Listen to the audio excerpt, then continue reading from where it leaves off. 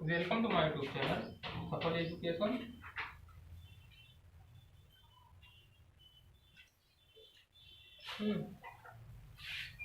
आज हम लोग क्या पढ़ेंगे? किसी सदिश का इसके घटकों में वियोजन। किसी सदिश का इसके घटकों में वियोजन। घटकों में वियोजन। वियोजन का मतलब तोड़ना। वियोजन का मतलब तोड़ना। घटक का मतलब जिन चीजों से मिलकर बना होगा। बात समझ रहे हैं? जिन चीजों से मिलकर बना होगा, जैसे मार्कर है, इलास्टिक है ना, और रेसे स्याही से मिलकर बना है। तो ये इस प्रकार की चीज है। कौन सी चीज जिससे मिलकर बनेगी वो उसके घटक। तो रिजोल्यूशन of a vector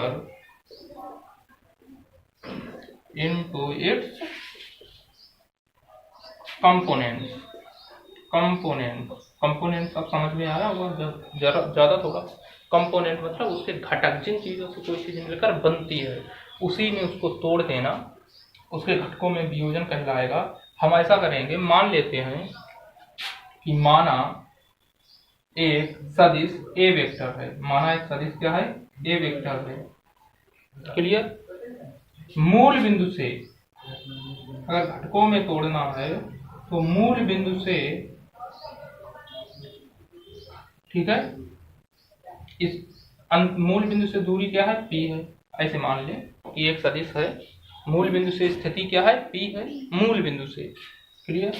अगर मूल बिंदु से स्थिति P है तो मूल बिंदु पर हम एक अक्ष मान ले, x अक्ष और y अक्ष। भाई कोई भी देखिए, कोई भी अगर हमने लाइन खींची तो पर्टिकुलर या सदिश खींचा तो किसी ना किसी तल में तो होगा।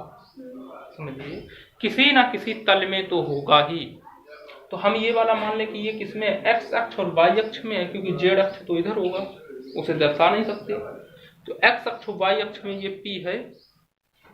अगर ये P x अक्ष और y अक्ष में है तो हम यहाँ से एक बात तो क्लियर हो गई कि एक इसका घटक कहाँ होगा। भाई अगर ये है, आप ये चीज समझ गए होंगे अगर थोड़ा भी ध्यान दें। हमने कहा अगर ये ए वेक्टर है तो ये क्या होगा? ए कॉस थीटा। कहने का मतलब आधार में कितना जाएगा? ए कॉस थीटा। लंब में कितना जाएगा? ए साइन थीटा। ये चीज तो हमने उसमें सिखाई थी। तो कहने का मतलब अगर सदिश हमारे पास ए वेक्टर है तो इसका कोई ना कोई घटक तो एक्स अक्ष में होगा और कोई घटक वाई अक्ष में होगा। क्लियर? अगर इसका एक घटक एक्स अक्ष में है, एक घटक वाई अक्ष में है, और दोनों घटक मिलकर क्या बना रहे हैं? पूरा सदिश। तो हम यहाँ से मान सकते हैं कि माना एक सदिश ए वेक्टर है ना, मूल बिंदु से स्थिति बिंदु P पर है, O से x अक्ष और y अक्ष खींचे तो x अक्ष पर इसका सदिश क्या है? ax, और y अक्ष पे क्या है? ay। क्लियर? x अक्ष पे क्या होगा? ax। वेक्टर में ही दर्शा दे तो ज्यादा अच्छा है। ax वेक्टर और ay वेक्टर है ना। हम यहाँ पर ये क्या कह सकते हैं कि ax क्या है? a का x अक्ष घटक। ax क्या है? a का x अक्ष घटक।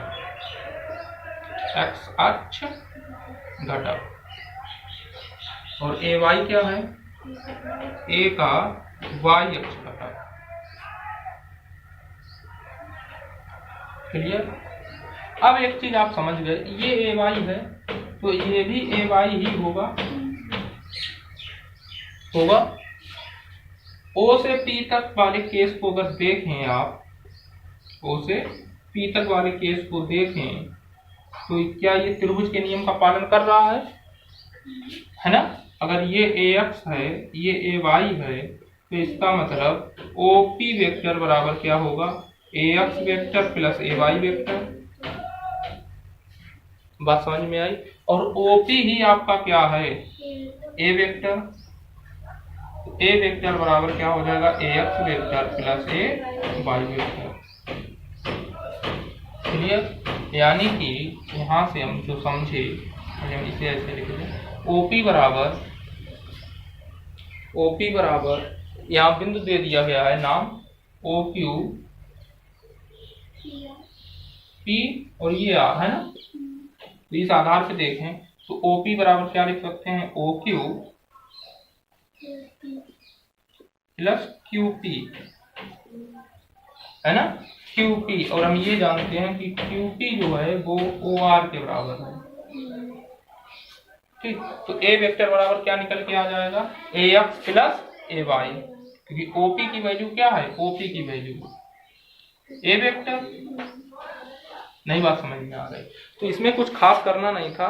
क्या है कि माना एक वेक्टर हम मान लेंगे A वेक्टर है ना, जो कम से कम दो अक्षों से मिलकर बने तल में तो स्थित होगा ही होगा। अगर ये दो अक्षों से मिलकर तल में स्थित है, यानी x अक्ष और y अक्ष, तो एक घटक इसका ax होगा x अक्ष की दिशा में, एक घटक ay होगा y अक्ष की दिशा में। इन दोनों से मिलकर बनेगा, यानी कि क्षैतिज है ax और ऊर्ध्वाधर है ay। अगर ये ay है तो ये भी ay होगा। अब हम इसको देखें OQP में, तो ये त्रिभुज का निर्माण करेगा और त्रिभुज के यहाँ त्रिभुज का सदिश नियम लगेगा।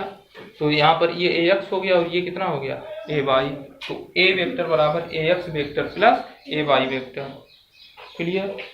अब हम बात कर लें, एक चीज और हम आपको बता चुके हैं पहले ही कि जैसे a वेक्टर है, इसका वैल्यू क्या होता है, a कैप। a क्या है, परिमाण है, और ये क्या है, दिशा।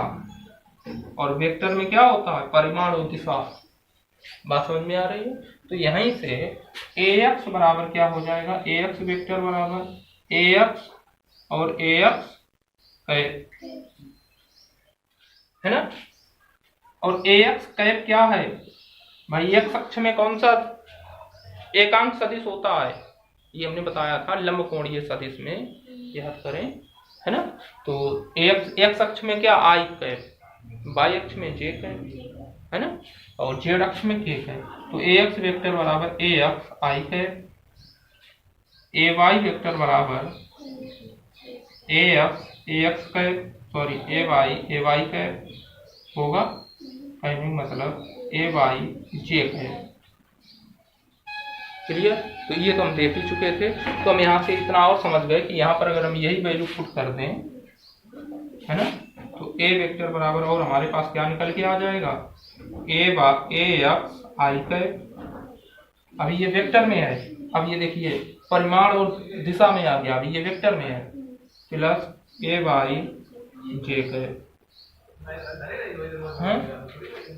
यानी कि इसका घटकों में तोड़ दिया, जिन चीजों से मिलकर बना है कोई वेक्टर है, तो एक ax से मिलकर बना है और ay से मिलकर बना है। अगर ये ax ay से मिलकर बना है तो इसका प्रारूप ये होगा। अगर हम ये कह दें एक वेक्टर ऐसा है, अगर हम कोई वेक्टर ऐसा बनाते, ऐसा समझिएगा कि ये तो वेक्टर इसके यहाँ है, इसका मतलब ax और ay में अगर वेक्टर हम ऐसा बनाते तो ax में भी है, ay में भी और az में भी होता। तब क्या कहते हैं, a वेक्टर बराबर ax vector plus ay vector plus az vector. अगर वेक्टर हमारा ऐसा होता, अगर हम ऐसा बना पाते, ठीक है। ये तो z अक्ष हो गया, ये x अक्ष, ये y अक्ष। अगर हमारा वेक्टर इन तीनों के बीच से जाए तो उसमें क्या होगा, ax vector plus ay vector plus az vector. कहने का मतलब ax i cap, ay j cap और az k कैप। क्लियर है ना। यहां से रख कर है ना,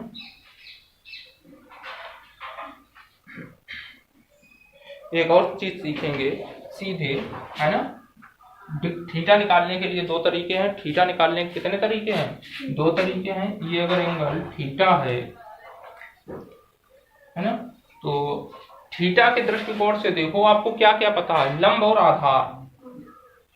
थीटा के दृष्टिकोण से देखो तो आपको क्या क्या पता है, लंब और आधार। लंब आधार किसमें होते हैं, टेन थीटा। टेन थीटा बराबर लंब बटे आधार। तो लंब की वैल्यू कितनी, QP, आधार की वैल्यू कितनी, OQ, QP की वैल्यू कितनी, AY अपान AX। कहने का मतलब टेन थीटा बराबर कितना, AY अपान AX। अगर हम थीटा की वैल्यू निकालें तो कितना कहेंगे, टेन इनवर्स भाई थीटा का टेन अगर यहाँ मल्टीप्लाई में है तो ऐसे तो कर देते हैं, टेन इनवर्स ए वाई अपान ए एक्स। क्लियर? हाँ, अब देखिए इसके अलावा इसका एक और फंडा है ना, वो जानना भी बहुत जरूरी है ना। इसी चीज को कहना वही है, करना वही है, लेकिन फिर भी एक चीज हम आपको पहले बता चुके हैं यहाँ पर, है ना, ये AX है ना। एक चीज आपको हम बता चुके हैं, ये कितना है, AY है, और ये AY है तो ये भी AY होगा। ये A वेक्टर है, तो ये किसका काम हकीकत में कर रहा है, किसका काम कर रहा है, कर्ण का, करेगा काम कर्ण का।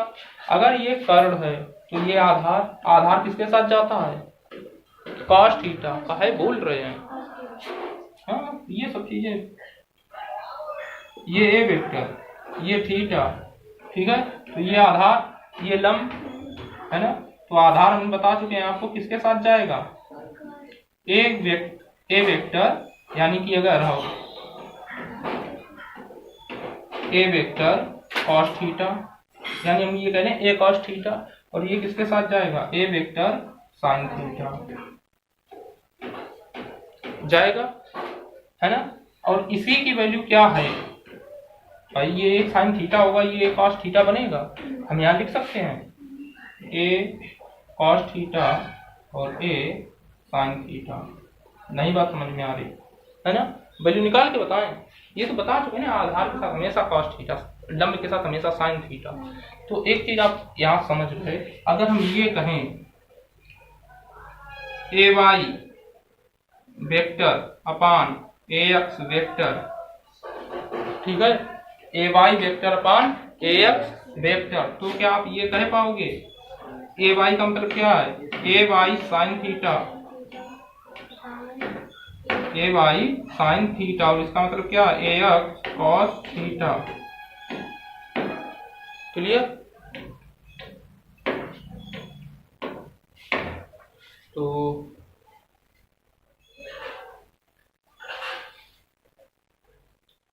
लेकिन यहाँ वेक्टर नहीं, कुछ गलत कर दिया हमने, ए वाई ये वहाँ, अरे भाई वो ए साइन थीटा है ना, अरे पूछे देते, ए वाई का मतलब ए साइन थीटा है, फिर वाई का ले रहे हैं, ये तो गलती कर दी भाई। ए वाई का मतलब ए साइन थीटा है, फिर वाई का ले रहे हैं, ये गलती। इस एक्स का मतलब ए कॉस थीटा, ए से ए कैंसिल, ए से कैंसिल, क्या बचा, टेन थीटा, टेन थीटा बराबर ए वाई अपान ए एक्स। भाई हम वैल्यू की बात कर रहे हैं, दिशा की तो बात ही नहीं कर रहे, दिशा ही तो टेन थीटा से निकाल रहे हैं। तो टेन थीटा, अगर मैं थीटा की बात करें तो क्या हो जाएगा, टेन इनवर्स ए वाई अपान ए एक्स।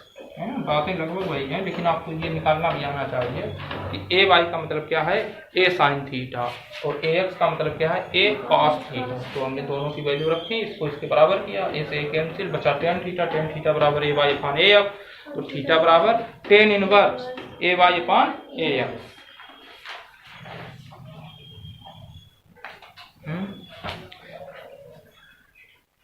ठीक, इसे रब करें। अब हम ए के परिमाण की बात कर लेते हैं, किसके, ए के परिमाण।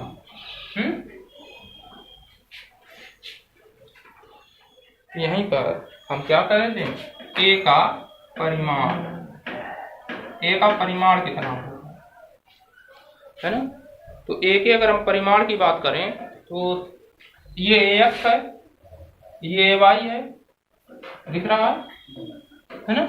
तो हमने यहाँ पर किया परिमाण निकालने के लिए ए x square plus a y square. मान लीजिए हमने यहाँ पर इतना किया, ए x square plus a y square. A x का मान इसे कितने के बराबर लिख सकते हैं, कहने का हमारा मतलब ये, देखिए इतना आपको पता चल गया, ए एक्स का मान ए कॉस थीटा, ए वाई का मतलब ए साइन थीटा। तो ए x square plus a y square बराबर ए एक्स का मान ए कॉस थीटा का होल स्क्वायर, ए वाई का मान ए साइन थीटा का होल स्क्वायर। बात तो लगभग वही है, हमने इसको इसके बराबर लिख दिया, ठीक है। अगर हम इसका स्क्वायर ओपन करें तो क्या मिलेगा, a square cos square theta plus a square sine square theta. A square common, क्या बचा, cos square theta plus sine square theta, इसकी वैल्यू 1, तो ये कितना हो गया, a x square plus a y square, तो ये वैल्यू हो गई 1, यानी a x square plus a y square बराबर कितना, ए स्क्वायर, ए की वैल्यू यहाँ से चेक करोगे कितना आ जाएगा, अंडर रूट। भाई इतना समझ में आ रही बात, ए x square plus a y square अगर हम खोलें तो ए एक्स का मान ए कॉस थीटा, ए वाई का मान ए साइन थीटा, इन दोनों को स्क्वायर कर दिया, इसे हमने ओपन किया तो बना ए square cos square theta, a square sine square theta, a square common, इतने की वैल्यू 1, तो ये क्या हो गया, a x square plus a y square बराबर ए स्क्वायर, तो ये क्या होगा किसके बराबर, अगर हम इसका अंडर रूट स्क्वायर रूट लें वर्गमूल, ठीक है, यहाँ से क्या ले रहे हैं वर्गमूल, अगर हम वर्गमूल लेंगे तो क्या बनेगा, a बराबर under root A x square plus a y square, ठीक है ना। और अगर यहाँ पर ये समझ लें, अगर यहाँ पर ये अक्ष होता, भाई हमारा ए वेक्टर ऐसा होता तो ए का परिमाण कितना होता, ए x square plus a y square plus A Z square, है ना। घन वाला केस पढ़ें, घन का केस, तो उसमें समझ में आ जाएगा। अगर हम ये वाला पढ़ें, ठीक है, इसे इस अगर हम सदिश ये माने, ठीक है, यानी जेड अक्ष भी उसमें हो, तो ए का मान क्या होगा, under root A x square plus a y square plus A Z square.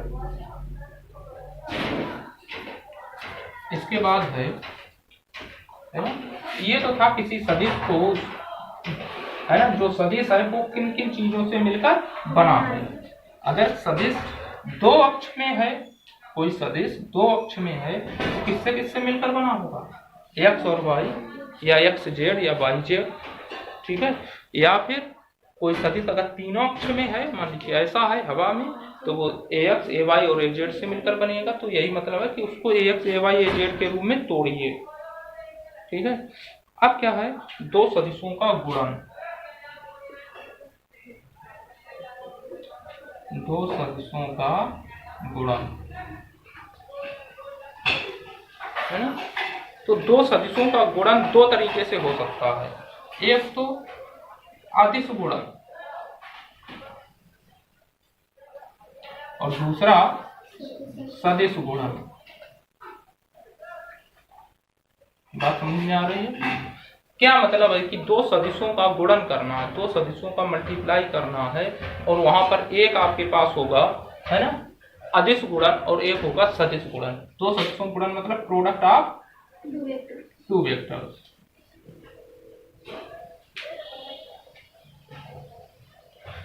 अदिश गुणन है और सदिश गुणन। अदिश गुणन का मतलब है कि जब हम गुणा करेंगे तो दिशा की बात नहीं करेंगे, जब हम गुणा करेंगे तब हम दिशा की बात नहीं करेंगे। और सदिश गुणन का मतलब है जब हम गुणा करेंगे तो दिशा की भी बात करेंगे, गुणा करने के बाद दिशा क्या होगी। और अदिश गुणन में हमको दिशा से कोई मतलब नहीं होगा, ठीक है। इसीलिए वर्ग क्या है, कार्य, कार्य दोनों, एक बार बता चुके हैं इस बात को, कार्य दोनों राशियों में चला जाता है। अगर यहां से देखें, कार्य क्या होता है, कार्य बल में गुणे दूरी, है ना, बल में गुणे विस्थापन, तो ये क्या है, अदिश गुणन होता है, F इंटू आर। अदिश गुणन है, दिशा की बात इसमें नहीं होती, इसीलिए कार्य क्या है, अदिश राशि। लेकिन अगर हम कार्य को ऐसा माने कि बल, बल कैसी है, सदिश, बल कैसी है, सदिश, विस्थापन क्या है, ये भी सदिश, दोनों सदिश, इसलिए कार्य कैसा, सदिश। तो कार्य दोनों होता है। अगर हम देखें कि बल गुणे विस्थापन डॉट होता है, ये अदिश गुणन का नियम है, डॉट लगा के, तो इसलिए अदिश हो जाता है कार्य। और अगर हम उसको ये मान लें कि बल गुणे विस्थापन है, इसका मतलब बल भी सदिश, विस्थापन भी सदिश, तो पूरा पूरा क्या, सदिश। तो इसी बात करेंगे,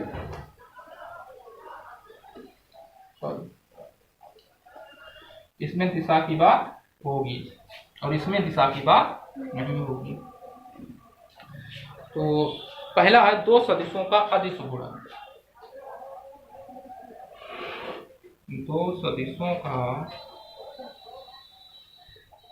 अदिश गुणन। स्केलर प्रोडक्ट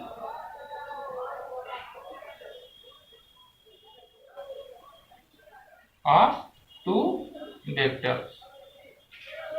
स्केलर प्रोडक्ट मतलब अदिश गुणन करना है तो सदिश, दो हमारे पास सदिश होंगे ए वेक्टर बी वेक्टर, और इनका क्या करना है, अदिश गुणन।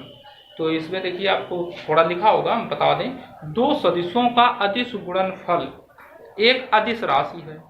पहली चीज, अगर हम दो सदिशों का अदिश गुणनफल कर रहे हैं तो जो हमारे पास परिणाम आएगा, जो हमारे पास परिणाम आएगा, या ठीक है, यानी जो रिजल्ट आएगा वो कैसा होगा, हमारे पास है तो दो सदिश, लेकिन इनका गुणा कैसा करना है, अदिश गुणन, इसलिए जो परिणाम आएगा वो अदिश राशि होगी।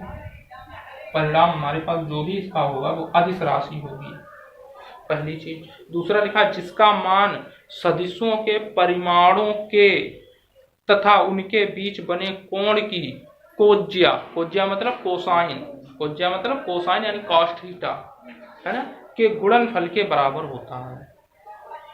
कहने का मतलब, अगर आपके पास ए वेक्टर और बी वेक्टर है तो इनका अदिश गुणनफल इन दोनों के परिमाण, इन दोनों के परिमाण यानी कि, ठीक है, इन दोनों के परिमाण, इसका परिमाण कितना है बताएं, ए, इसका परिमाण बी, भाई परिमाण की बात करो तो इसका परिमाण ए, इसका परिमाण बी, तो क्या होता है, अगर दो सदिशों का अदिश गुणन करना है तो दो सदिशों का अदिश गुणन में दोनों सदिशों के परिमाणों का, दोनों सदिशों के परिमाणों का तथा इन दोनों के बीच बने कोण की कोज्या के गुणनफल के बराबर होता है। ठीक है, इसे डॉट वेक्टर से दर्शाते हैं, ये चीज समझ लें, इसे डॉट प्रोडक्ट कहते है ना, चीजें उसमें नहीं मिलेंगी उस आधार पे, तो समझ लें इसे डॉट प्रोडक्ट भी कहते हैं। डॉट प्रोडक्ट कहने का मतलब, गुणा करने के दो तरीके होते हैं, एक आप 2 3 भी कर सकते हैं, जैसे एक्स वाई करते हो ना, जब अननोन नंबर में ऐसे कर लेते हो, एक ऐसे भी करते हो, दो गुणे करते हो तो दोनों है तो गुणे, तो बस यही गुणा है, इसी का यहाँ मतलब डॉट करते हैं तो अदिश।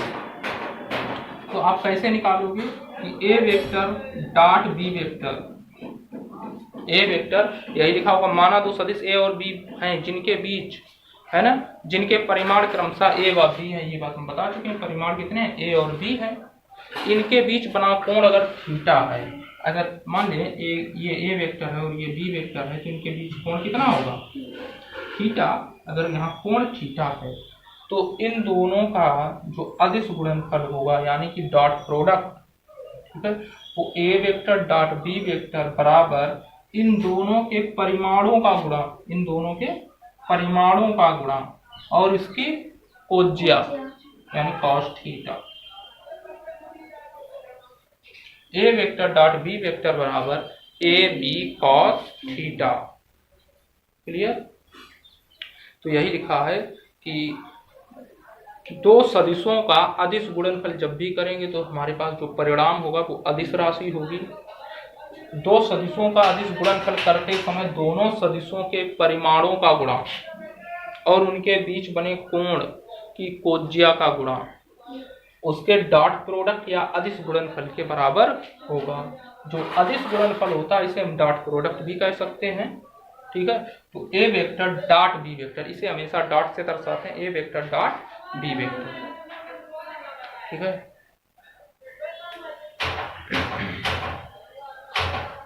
एक है ना, जैसे ये लिखा है, हम इसको थोड़ा एक नोट करके लिखा गया है ना, वैसे उसकी कोई जरूरत नहीं है, लेकिन ये सब चीजें कोई दिक्कत नहीं करेंगी, लेकिन समझ लें। मान लीजिए ये ए वेक्टर है, ये ए वेक्टर है, क्लियर है ना, और ये बी वेक्टर है, ये ए वेक्टर, ये बी वेक्टर, ऐसा है। तो एक बात बताएं, अभी ये किसका काम कर रहा है, कर्ण का। ए वेक्टर तो ये है ना, अगर हम कर्ण का आधार सदिश देखें, कर्ण का आधार सदिश, तो बताएं अगर इस बी वेक्टर का आधार सदिश देखो तो क्या होगा, बी वेक्टर कॉस थीटा, और हम इसका लंब सदिश देखें तो क्या होगा, बी वेक्टर साइन थीटा। नई बात समझ में आ रही है, ठीक है। तो जब हम दो सदिश लेंगे, ए वेक्टर ये, बी वेक्टर ये, तो बी वेक्टर, एक वेक्टर तो कर्ण की तरीके से काम करेगा ही, एक को आधार मानेंगे, एक कर्ण की तरीके से काम करेगा। अगर ये कर्ण है तो इसका आधार सदिश कितना, बी कॉस थीटा, लंब सदिश कितना, बी साइन थीटा। तो एक नोट करके लिखा गया है, अदिश गुणनफल में, अदिश गुणनफल में क्या करते हैं, पहला सदिश कौन सा, ए वेक्टर। अदिश गुणनफल में ये चीज लिखी गई है आपको, अदिश गुणनफल में पहला सदिश भाई, अदिश गुणनफल में पहला सदिश, पहला क्या है, ए लेते हैं, ठीक है। अदिश गुणनफल में पहला सदिश, ठीक है, तथा दूसरे सदिश का पहले सदिश की दिशा में घटक लेते हैं, ठीक है। पहले सदिश का घटक ए और दूसरे सदिश का पहले सदिश की दिशा में घटक लेते हैं। तो इसकी दिशा में, इसकी दिशा ये है, इसकी दिशा में दूसरे सदिश का घटक क्या है, बी कॉस थीटा। इग्नोर करके लिखा गया, वैसे उसकी उतनी जरूरत नहीं, लेकिन आप समझे क्या होता है कि हम पहला सदिश को, जब हमको ए बी कॉस थीटा बनाना है, इसका मतलब ए अलग है और बी कॉस थीटा है, तो बी कॉस थीटा कब मिलेगा, ए है, बी कॉस थीटा का मतलब आधार वाले में ए वेक्टर ये, और ये अगर बी वेक्टर है तो ए की दिशा में ही एक दूसरा सदिश ले लेंगे, तो क्या होगा, बी कॉस थीटा। तो यही लिखा है, अदिश गुणनफल में पहला सदिश और दूसरे सदिश का पहले सदिश की दिशा में घटक लेते हैं। तो एक और चीज लिखी गई है कि अदिश गुणनफल ऋणात्मक, शून्य या धनात्मक हो सकता है।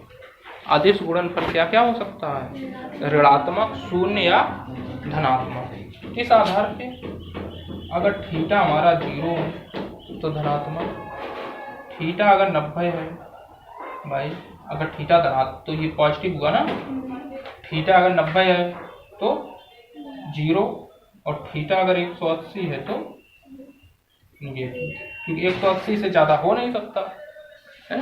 तो क्या है, अदिश गुणनफल क्या क्या हो जाएगा, ऋणात्मक, शून्य या धनात्मक, है ना। तो A dot B, A B cos theta क्रम बदलने पर, है ना। तो एक चीज और समझ लें, हम यहाँ से अब बता ही रहे हैं, हमने एक बात अभी आपको बताई, इस वाले में क्या नहीं होगी, इस वाले में क्या नहीं होगी, दिशा नहीं होगी। चीज समझ लें, इस वाले में दिशा नहीं होगी, दिशा का कोई खेल नहीं है। इसका मतलब चाहे तुम गुणा करना है, हमको दिशा से मतलब नहीं, परिमाण से मतलब है। अब जब दिशा नहीं, चाहे 2 गुणे 3 कहो, चाहे 3 गुणे 2 कहो, बात तो दोनों वही है, समझिएगा। जब दिशा नहीं होगी तो हमको दिशा से मतलब है ही नहीं, चाहे 2 से 3 की तरफ जाओ, चाहे 3 से 2 की तरफ आओ, उत्तर 6 ही आएगा, हमको परिमाण से मतलब है, यही बात तो कही। तो अदिश गुणनफल हम ओरल एक परिभाषा के तौर पे, अदिश गुणनफल में दिशा नहीं होती है, तो इसका मतलब चाहे 2 गुणे 3 को, चाहे 3 गुणे 2 को, उत्तर 6 ही आएगा, हमको दिशा से कोई मतलब नहीं होगा, ठीक है।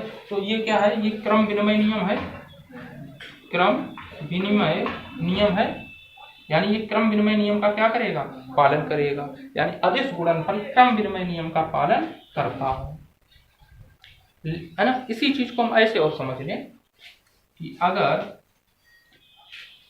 ए वेक्टर डॉट बी वेक्टर बराबर ए बी कॉस थीटा है, ठीक, अब क्रम बदल दीजिए, क्रम बदलने पर तो आप क्या लिखोगे, B vector dot A vector बराबर क्या, बी ए, क्रम अगर बदला है तो यहाँ कोण थीटा है, तो यहाँ कोण कितना, 180 माइनस थीटा। नई बात समझ में आई, कल बताई तो है। क्रम बदलने पर क्या होगा, अगर दिशा में बदल दें एक की तो क्या होगा, 180 माइनस थीटा होगा। तो ये थीटा इनके बीच कितना, 180 माइनस थीटा, तो ये कितना हो जाएगा, होता है b a cos 180 minus theta. Cos 180 minus theta क्या होता है,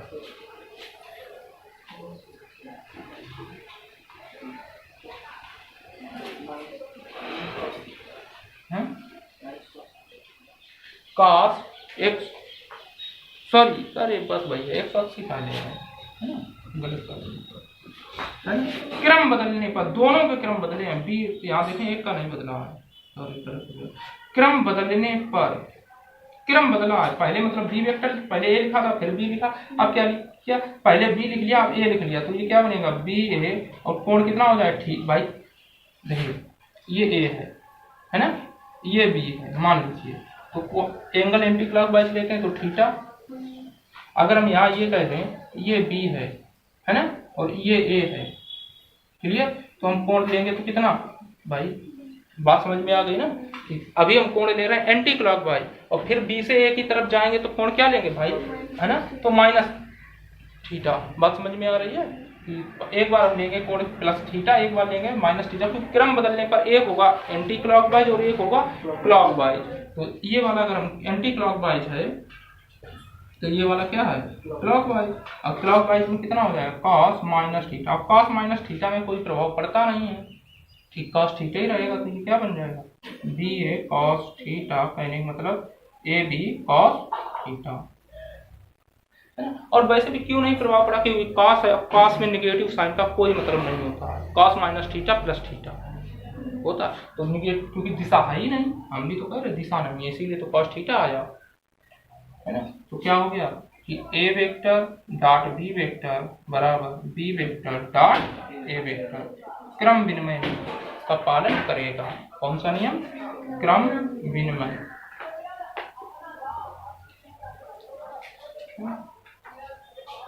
तो एक और ऐसे दिया गया है उसे भी कर देते हैं, है ना, साहचर्य नियम नहीं होता है ना, तोड़ना, जैसे एक चीज समझ लें, अब हम इसको कराएंगे नहीं, जैसे ए वेक्टर और है b vector plus c vector है, तो इसे आप ये लिख सकते हो a vector dot B vector plus a vector dot c vector, ठीक है, ये संभव है, हो जाएगा, तो है ना, और जैसे यहाँ पर लिखा है ए वेक्टर डॉट बी वेक्टर बराबर ए बी कॉस थीटा, है ना, तो जी थीटा बराबर 0 180 ये रखकर मतलब वैल्यू चेक कर लें, देखिए 0 रखोगे, है ना, जैसे लिखा है ए वेक्टर डॉट बी वेक्टर बराबर कितना ए बी कॉस थीटा, जब थीटा बराबर 0 रखोगे तो ये ए बी मिल जाएगा, क्योंकि कॉस थीटा 0 मान 1, फिर मिल जाएगा आपको 90 पर 0 और 180 मिल जाएगा माइनस ए बी, है ना, तो चलिए फिर आज के लिए इतना ही रखते हैं, बहुत हो जाएगा, नहीं हो जाएगा, अच्छा ठीक है।